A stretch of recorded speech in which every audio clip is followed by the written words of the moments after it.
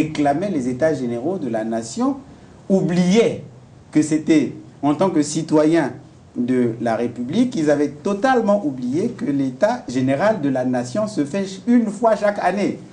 Chaque année, le président de la République fait l'état de la nation. Et si ma mémoire est encore vierge, je crois que c'est le 13 du mois d'août de chaque année. On fait l'état général de la nation. Donc ça, ce n'est pas une préoccupation pour nous. Nous avons pensé que nous allons à une échéance. Et en plus, le contenu qu'on mettait justement dans ce terme ressemblait à ce qu'on a appelé hier conférence nationale souveraine. Ou conférence nationale tout simplement. Et nous avons estimé que nous, ce n'était pas véritablement la préoccupation du peuple congolais. Le peuple congolais a aujourd'hui besoin de manger, a besoin de boire, a besoin d'électricité, a besoin d'eau, a besoin que tous ces besoins fondamentaux soient réglés. Et pour les régler, il faut donner à ce peuple des citoyens,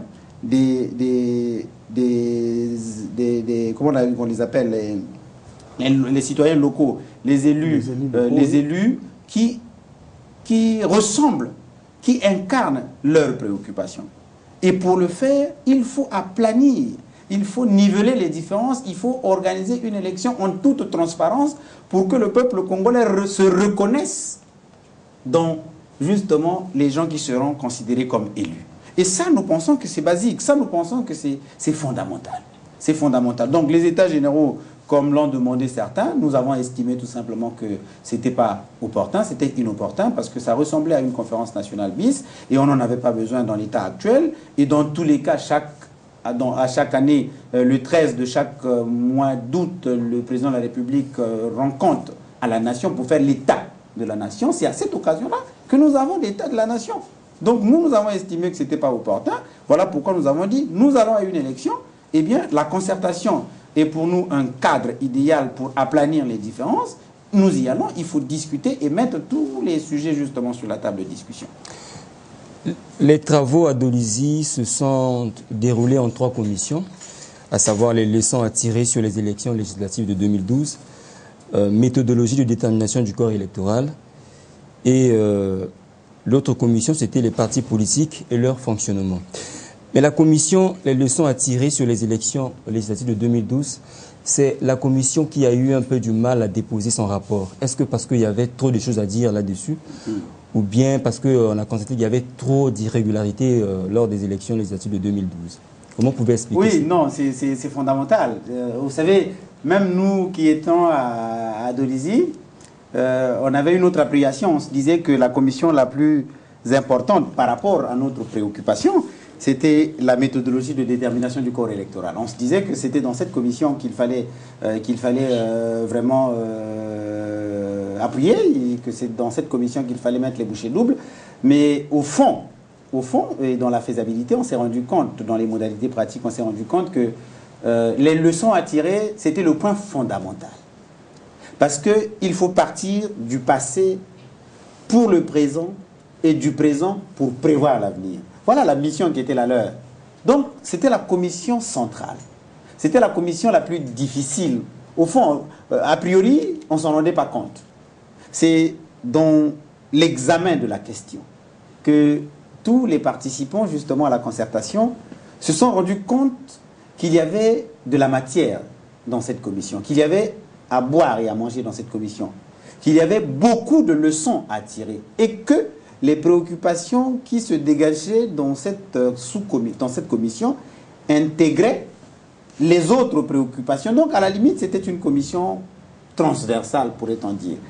Elle avait l'obligation de nous dire si le gouvernement avait bien réussi à mettre en œuvre toutes les décisions d'Evo, et si les décisions d'Evo n'avaient pas été mises en place à la lettre, que faire désormais? Voilà.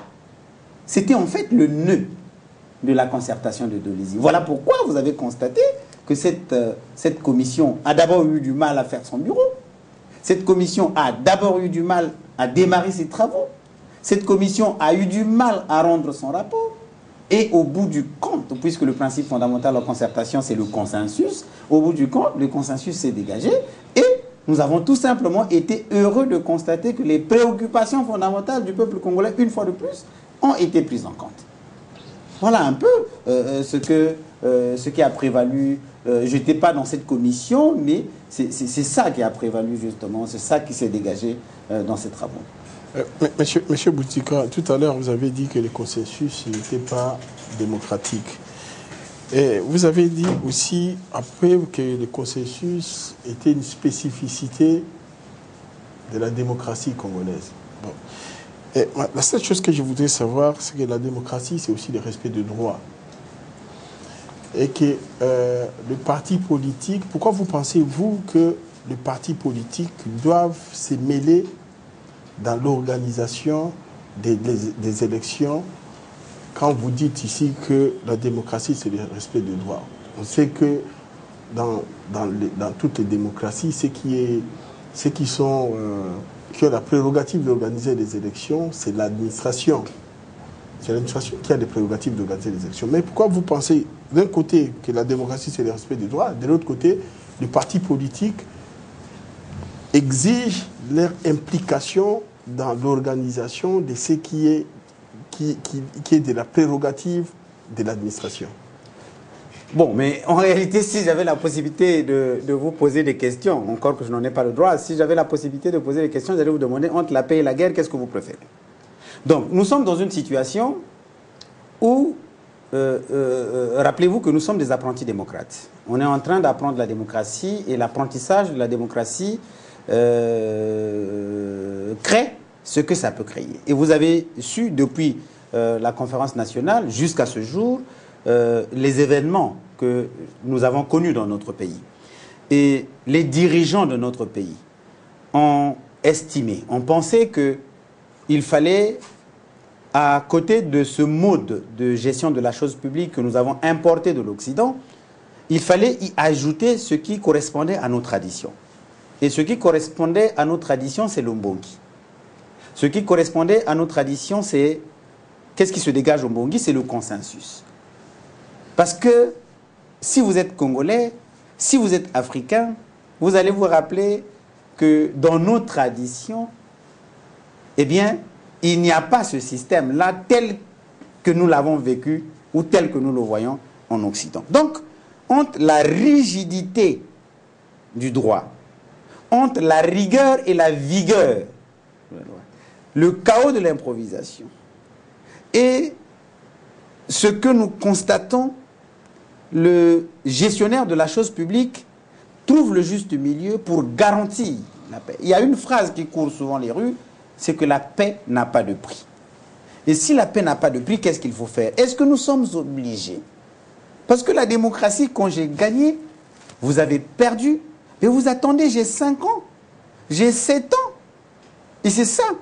Lorsque vous allez, le péché mignon de la démocratie, c'est ce que nous, en politique, nous appelons la dictature de la majorité. Alors, les Congolais sont-ils prêts à supporter la dictature de la majorité? Vous êtes un chroniqueur, vous savez très bien que dans tous les pays africains, pour la plupart, on réclame un gouvernement d'union nationale. Qu'est-ce que ça veut dire, un gouvernement d'union nationale? Vous avez perdu les élections, mais vous attendez. Vous attendez, quand vous allez gagner, vous allez gérer. Mais ceux qui ont gagné, ils les gèrent parce qu'ils doivent rendre compte. Est-ce que ce n'est pas... dans notre système à nous, on a pensé que ce n'est pas bien de léser les citoyens. Pour des besoins de paix, on se dit, ce n'est pas tant vous appeler pour dire intégrer notre mandat. Non, c'est pour dire, si nous avons mal géré hier, si nous avons mal organisé, l'élection dans la plupart des pays, c'est une affaire administrative. Mais nous sommes dans une situation où je ne vous fais plus confiance. Vous qui avez la charge de gérer l'élection, je ne vous fais plus confiance. Que faire?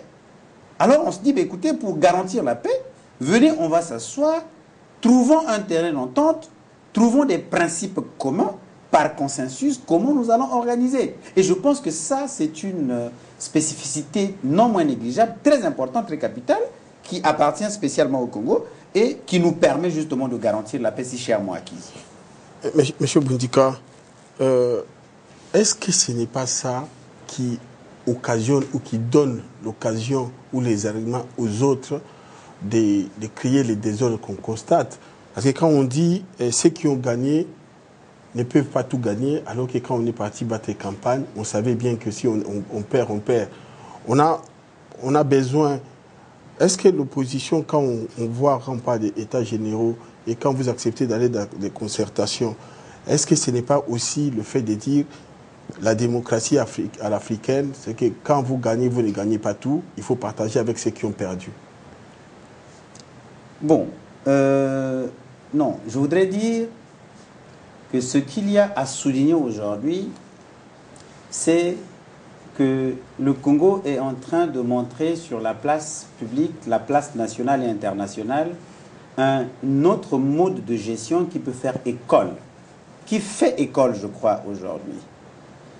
Lorsque vous regardez la rigidité des principes démocratiques, il n'est pas opportun, il n'est pas nécessaire, il est même anormal de créer un gouvernement, j'entends là, entre guillemets, d'union nationale.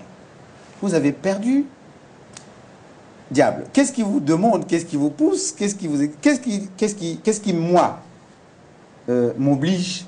Nous n'avons pas de programme. Si vous êtes en opposition, ça veut dire que vous avez un programme de société différent du mien. Ou tout simplement, vous avez une pratique qui est différente de la mienne. À ce moment-là, qu'est-ce qui se passe? Vous me dites, écoutez, vous avez gagné, le peuple congolais vous a fait confiance, gérez, vous allez rendre compte dans 7 ans ou dans 5 ans. Mais à l'inverse, qu'est-ce que nous attendons? Qu'est-ce que nous suivons? Qu'est-ce que nous regardons? Celui qui a perdu se dit, mais écoutez, j'ai 7 ans, est-ce que 7 ans, je peux supporter 7 ans? Mais si tu ne supportes pas 7 ans, voilà la question, voilà la difficulté. Alors, l'Africain que nous sommes, l'Africain que vous êtes, les Africains que nous sommes, nous ne sommes pas condamnés d'appliquer la démocratie telle que nous l'avons achetée, telle que nous l'avons importée, telle que nous l'avons eue d'ailleurs. Nous pouvons dire, ce système, c'est un système créé par les Athéniens ou les Grecs ou les Occidentaux. Il marche bien aux États-Unis, il marche bien certainement dans d'autres pays en France. Je vous dis en passant, et vous le savez très bien, tous les pays développés ne sont pas démocratiques. Tous les pays démocratiques ne sont pas aussi avancés. Et dans ces conditions-là, le peuple congolais veut donner, les gouvernants congolais veulent donner justement à son peuple un mode de gestion conforme à sa tradition. Et moi, c'est ça. Moi, en tant que chercheur en philosophie politique et morale, c'est ça que je retiens comme leçon. Mais en tant qu'acteur politique, c'est le nivellement des différences. C'est d'avoir trouvé un mode qui consiste à planifier, qui consiste à organiser les élections en toute quiétude. Et ça, c'est important. Ce n'est pas pour dire que vous allez à une négociation pour négocier les postes. Je ne vois pas un seul acteur de l'opposition qui aille ou qui soit justement en difficulté pour dire, écoutez, je suis dans telle situation, il faut qu'on prenne... Non, ça c'est très bas. Monsieur Bundika, il ne faut pas qu'on se cache derrière nos petits doigts. Comment expliquez-vous que, quand je vous écoute, tout pays démocratique n'est pas un pays développé, tout pays développé n'est pas un pays démocratique. Donc la multiplicité des partis politiques en Afrique, à la rigueur, ça ne se justifierait pas. Non. Et je voudrais simplement savoir, la dernière question, parce qu'on n'a plus assez de temps, quand vous avez dit qu'il y a le pouvoir, donc ceux qui ont gagné, et l'opposition, vous avez bien défini ici l'opposition, que l'opposition, c'est quand vous avez un programme différent des autres. L'opposition, c'est aussi quand vous avez une idéologie politique autre que celle de ceux qui sont au pouvoir, de ceux qui sont dans l'opposition, comme on dit. Est-ce que vous trouvez normal, ou est-ce que vous pouvez nous dire qu'au Congo, il y a de l'opposition quand on sait que le Parti congolais du travail, qui est le parti au pouvoir, et c'est un parti social-démocrate, et que quand on trouve dans ce qu'on appelle, passez-moi des termes, l'opposition radicale, elle est constituée en majorité de partis sociaux-démocrates, est-ce qu'on peut dire aujourd'hui que c'est de l'opposition politique qu'on fait au Congo, ou c'est de l'opposition vis-à-vis d'un leader ou vis-à-vis d'un homme? Bon, mais d'abord chez nous, comme vous le constatez, devient opposition, devient opposant celui qui a perdu malheureusement un poste de celui qui n'est plus au pouvoir, automatiquement, il devient opposant. Et je disais tout à l'heure, lorsque je répondais à la question sur les États généraux, je disais, j'étais en train de dire que je ne vois pas un seul Congolais, fût-il celui de ce côté-là, je ne vois pas un seul Congolais qui n'est pas comptable justement de la gestion de cet État lorsqu'on demande des États généraux. Tous ceux qui demandent les États généraux sont comptables justement de la gestion des États, de notre État. Et moi, je veux vous faire quelque peu rire. J'ai reçu un ami français qui m'a demandé combien vous êtes au Congo. Ça fait 3 ans de cela. Combien vous êtes au Congo? Je lui dis, mais nous sommes 2 millions et quelques 3 millions. Il se dit, quoi vous vous connaissez tous? Mais ça fait rire les gens. Ça veut dire quoi? Ça veut dire que la population congolaise, en réalité, vous êtes convaincus que nous ne sommes pas nombreux. Et tellement que nous ne sommes pas nombreux, il est évident qu'on se connaisse tous.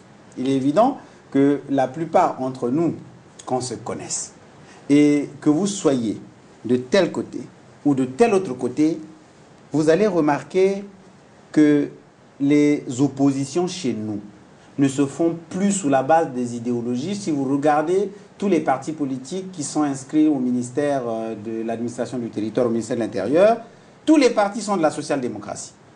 Et je me dis que vous voyez, vous vous souvenez de l'argument fondamental pour lequel le RDD a décidé de quitter l'opposition pour rejoindre le pouvoir, pour aller du côté de la majorité présidentielle du pouvoir, parce qu'il trouvait que je ne vois pas pour quelle raison nous sommes de la social-démocratie et que le pouvoir, le parti qui est au pouvoir est aussi de la social-démocratie. Comment un parti de la social-démocratie peut être au pouvoir et l'autre non. Donc ici chez nous au Congo, on s'oppose non plus par rapport à ces idéologies, mais on s'oppose certainement par rapport aux pratiques.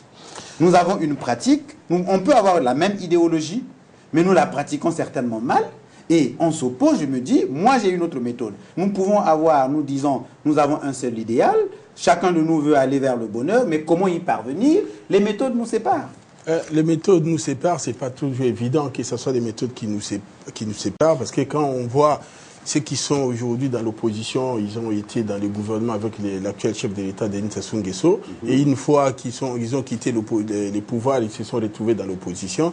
Donc je pense qu'aujourd'hui, l'opposition, c'est un terme à définir au Congo. Chers téléspectateurs, comme vous avez suivi ici, et nous sommes au terme de notre émission. Nous vous donnons rendez-vous vendredi prochain à la même heure, à 20h15, et nous estimons, nous espérons que cette fois-ci, ceux qui nous invitons auront l'amabilité de répondre à notre invitation ou sinon de s'excuser s'ils ne peuvent pas venir sur notre plateau. Mais notre plateau, qui est un plateau en direct et ouvert à tout le monde,